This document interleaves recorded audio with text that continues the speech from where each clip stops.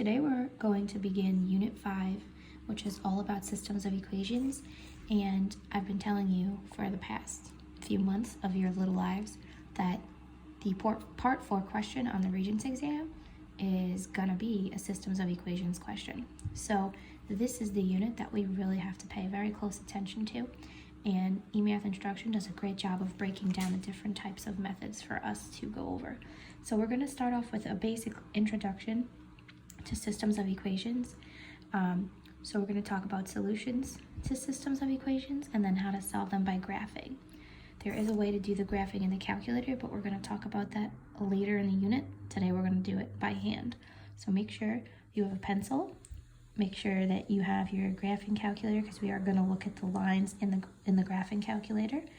And let's get ready to get started. So systems of equations and inequalities are essential to modeling situations that have multiple variables and relationships between the variables.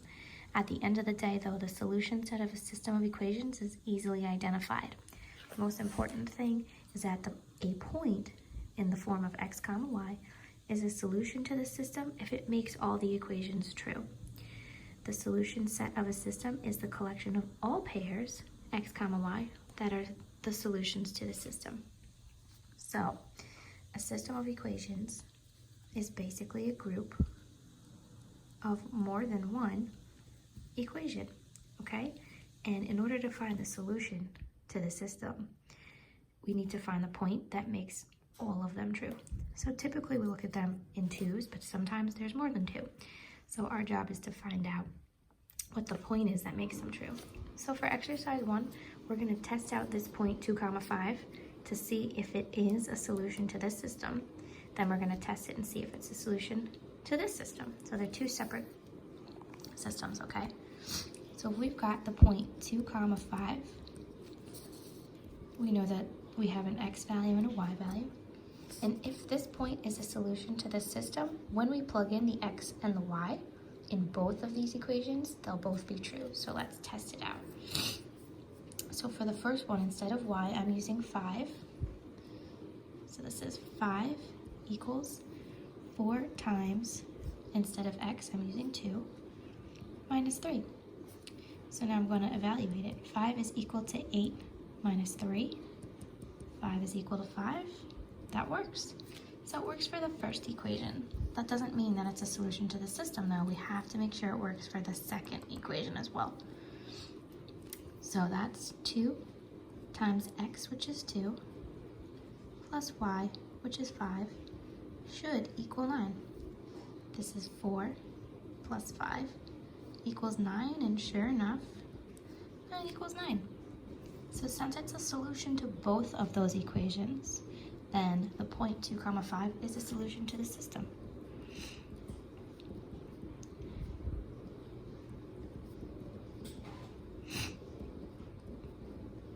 Okay, and that would be your conclusion. Part B here, we're going to test this one out. You can take your guess whether or not you think it's going to work. We're using 2, 5 again, x and y. So for the first equation, instead of y, I'm writing 5 for y, minus x, which is 2, is equal to 3. 5 minus 2 is 3. 3 equals 3. That holds true. So far, we're good. Now let's check out our second equation. Instead of y, I'm using 5 is equal to 1/2 x. X is 2, so that's 1/2 2 plus 6. You can already see it's not going to work out. 5 is equal to 1/2 of 2 is 1 plus 6. So this is telling us that 5 is equal to 7, which we know is not true. So this is not a solution to this equation. And if the point is not a solution to both equations, then no. It is not a solution to the whole system. Sorry. Okay guys, so simple. If you need to check if a point is a solution to the system, you plug it in to both equations. They both have to be true. If they're not both true, then it's not a solution. For exercise 2, guys, we're going to do our first solving a system of equations by graphing. There's going to be a much easier way to do this using the calculator that I'll show you further in the unit, but right now we're going to do it by hand. So the first thing that we're going to do is we're going to graph these two equations. The first is y equals 2x plus 5. The second is y equals 2 minus x. Now, to make it faster, we're going to graph it here, but to make it faster, what you can do is you can put these two equations into your calculator in y equals. You would make y1 the first equation and y2 the second equation, and you push second graph and you'll see the tables, and then instead of having to graph this the way we always do, the way we learned in 7th grade, you can look at the points from the table and just plot the points, which might be easier, okay? I'm going to see if I have a graphing calculator at home, and then I can hopefully show you that. But in the meantime, I'm going to show you how to do this by hand. So first things first, let's graph the first equation. Remember, every equation, linear equation, is of the form y equals mx plus b. And if it's moved around at all, it doesn't change anything. So this one down here, this y equals 2 minus x, this can be written as y equals, remember a minus sign is really a negative attached to the next number. That's really negative x plus 2. Okay, all I did was switch it around so that it follows this format. And then that way I can graph it easier. Now keep in mind, if you plug this into your calculator, you don't need to swap it. It'll still give you the right points. So first, we'll graph the first line. Remember that B is where you begin. So you look at that number, that's your y-intercept, and that's where we're going to start on the y-axis. So if my y-intercept is 5, I go to 5 and place a point there. Now the number in front of x is your slope, right? So if m is 2, remember to graph by hand, we think of it as rise over run. So we're going to put the 2 over 1, and that's telling me to go up 2 over 1, and it's up simply because the 2 is positive. So from this point, notice that I don't have enough room to go up 2 over 1, right? So instead we're going to go in the opposite direction. I know I've told you many times in class that we don't do that, but if you have no more room, you really have no more choice besides to do this. So instead of going up 2 and over 1, we have to go opposite. So we're going to go down 2 to the left 1. Down 2 to the left 1. Okay? And just to show you, that's the same thing as going up 2 over 1, up 2 over 1. It's just that we ran out of room. Down 2 over 1 again. Down 2 over 1. And this is my first line. I'm going to try to make this straight.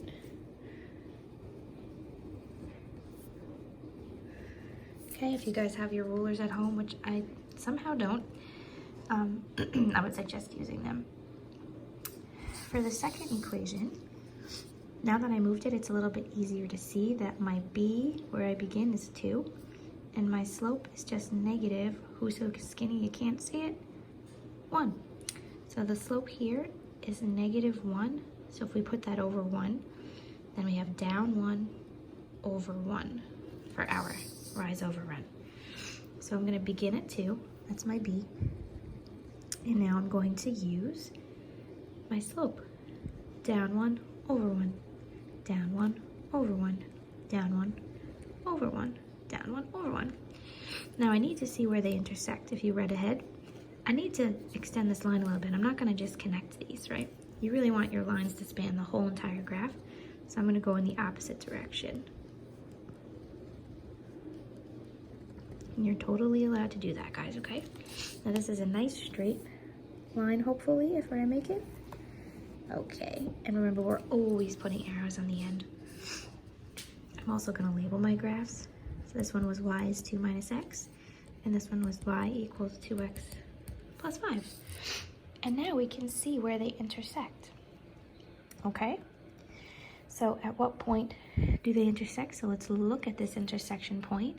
Follow it down. That's negative 1, comma 3. So the point where they intersect is negative 1, comma 3. The idea, guys, is we go back up here, we said that a point is a solution if it makes both of the equations true. a while back in Unit 4, we talked about checking whether or not a point was on the line of an equation. And all we did was we plugged in a point and we saw if it was true or not. So doesn't it make sense that in order to check whether a point is a solution to both of these equations at the same time, that it's a point that's on both of the lines? This is the one point that's a solution to this line and that line at the same time. That's why the point of intersection gives you the solution to the system of equations. So for part C, they want you to check if -1, 3 is indeed a solution by doing what we did before, by plugging it into these. So I'm gonna rewrite these two equations and then I'm going to pause it. No, you're gonna pause it, not me. You're gonna pause it and you're gonna check, and then you're gonna plug them in to both of these and you're gonna see if it really does work. And then when you unpause it, you can check and you'll see my work. So guys, so here is the solution. What I did was I plugged in x is -1 and y is 3 into both of the equations to test it out. And I got that 3 was equal to 3 for the first equation and 3 was equal to 3 for the second equation. So they both worked, and that told me that, yep, it's a solution to the whole system. Okay, so now we're gonna flip over our page here, and we're going to take a look at what Kirk is telling us about graphs of equations. So if you understand the truth about graphs, we did a whole lesson on that back in Unit 4. This is a refresher, and it's what I was just saying in the previous question. A point xy lies on a graph of an equation if it makes that equation true. And the graph of an equation is simply the set of all the points that make the equation true. Any point on the line, if you plug it into the equation, it's going to be true because that's what makes the line up, is all of the points that make it true. Okay, so now we're going to just fill in these blanks here. To solve a system of equations graphically, what we do is we find the intersection of both graphs. Okay, we can be more specific and maybe say the intersection point of the two graphs. Okay, and this works because any intersection point must lie on both graphs, right? Like we just did before. See if you can fill out the other two before I do. Because the intersection points lie on both graphs, they must make both equations true. And finally, because intersection points make both equations true, they are the solution to the system of equations. Okay? Okay, guys, so we're going to do this last question here. It's a little bit involved, but we're going to talk through it. So Janelle and I'm not really sure how to pronounce this name, but I'm going to go with Swetha. Janelle and Swetha are taking a 50-question true-false test in their history class. Janelle started after Swetha had already finished 12 questions. So that's an important fact right there. Janelle started after Swetha already did 12. Janelle answers questions at a rate. Okay, rate is important because that means it's going to be our slope. Janelle answers questions at a rate of 2 per minute, while Swetha answers them at a rate of 5 questions every 4 minutes. Don't get thrown off by this. It's just a rate can be written as a fraction. A lot of times our slope is written as a fraction, so that's all that's going to end up being. Janelle eventually catches up to Swetha. How many minutes does it take her, and what question are they on when Janelle catches up? Okay, so we're going to do this by actually graphing, but in order to graph it, we need 2 equations, and we don't have those given. We have to write them ourselves. So we're going to write 2 equations to represent Janelle and Swetha. Okay, so the first thing is that Janelle is starting after Swetha's already finished 12 questions. So Janelle's starting at 0, Swetha's starting at 12. She's already done 12, right? So that's basically the y-intercepts for Swetha. Okay, so we have to keep that in mind. I'm going to write the slope first, though. Janelle's answering questions at a rate of 2 per minute, right? So we can use something as simple as Q for questions. If you want to just use X, that's fine, but whatever you want to do, it's 2 questions per minute. So let's say 2Q, okay? And Sweetha's answering them at a rate of 5 questions every 4 minutes. Remember, that's just a rate, so it's just 5 every 4. Okay, so that's 5 questions every 4 minutes. And don't forget that she started out already completing 12 questions. Okay, so here's our 2 equations so far. Guys, I just have to make a correction really quickly. Sorry, I'm writing questions here. It's for every minute. I'm so sorry about that. So let's change this Q to an M. It's 2 questions per minute, 5 questions every 4 minutes. Okay, so I'm sorry about that. So if you want to write this in y equals mx plus b form using y and x on the side, you can, okay? So Janelle would be y equals 2x, and Sweetha would be y equals 5/4 x plus 12, okay? And I'm only saying that just to potentially help you. So we're gonna graph this. Janelle's got a y-intercept of 0, right? Because there's no plus b here, that means b is equal to 0. So, of course, by the way, this is already scaled for us, which is lovely. So I'm gonna begin at 0 for Janelle. She's going up to over 1, right? The slope is 2. That's up to over 1. Only thing we have to be careful of is looking here. We don't have 1, 2, 3, 4, 10. That means it's going up by 2. 2, 4, 6, 8, 10. When you graph, you really are supposed to be going up by the scale. So if we're going up 2 over 1, one box is up 2. So you have to be careful. This is a rare situation where if you go up 2 boxes, it stays the same, the ratio. So it'll work out for you. But I'm going to go up 2 by the box and over 1. Okay, and I'm just gonna do this nice and quick because you can see that it's 1 box every time. Okay, this is Janelle's line. And if you're confused how I'm going so fast, it's just because it's only up 2 over 1 and the 2 is just 1 box. So up 2 over 1, up 2 over 1, up 2 over 1, up 2 over 1, all the way up. And now I'm gonna try to draw this nice and straight. Do my best. Okay, and this is Janelle. And now we'll do Sweetha. So she's starting at 12. Here we go. Now please don't get too confused by this, but if we're going up 4, each box is worth 2. So this is 2, 4, and then to go up 1 more, it's gonna be halfway through. So that's up 5, and now we're going over 4. 1, 2, 3, 4. Okay, now we're gonna go up 5 again. This is 1. This is 2 more, so that's 3. And then that's 2 more, that's 5. And then over 4. 1, 2, 3, 4. Okay, let's do it again. Remember, we're trying to find the point of intersection here.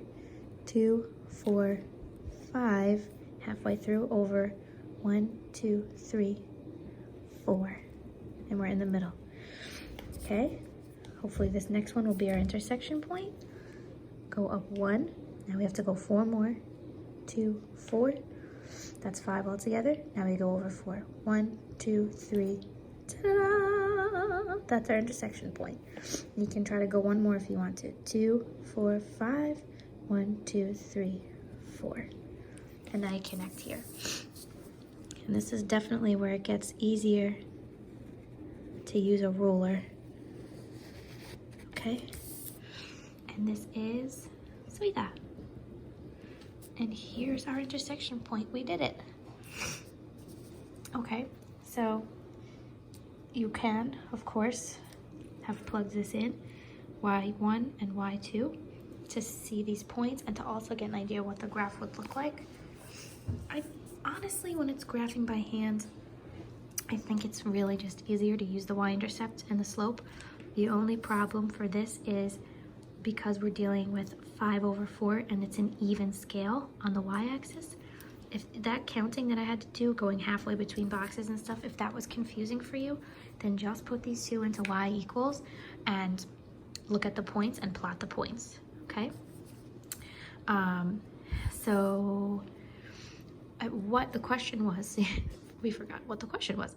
How many minutes does it take her to catch up? So Janelle started out down here, and here's Sweeta's line. You can see Janelle eventually catches up, and how many minutes did it take her to do that? You just follow it down, and that would be 16 minutes, okay? Seems a lot more complicated to get a simple answer, and you can do this in your calculators, which I'll teach you soon. But that's actually it, guys, okay? I'm gonna go see if I have a graphing calculator. If I'm not back, then I do not have one. Okay, farewell.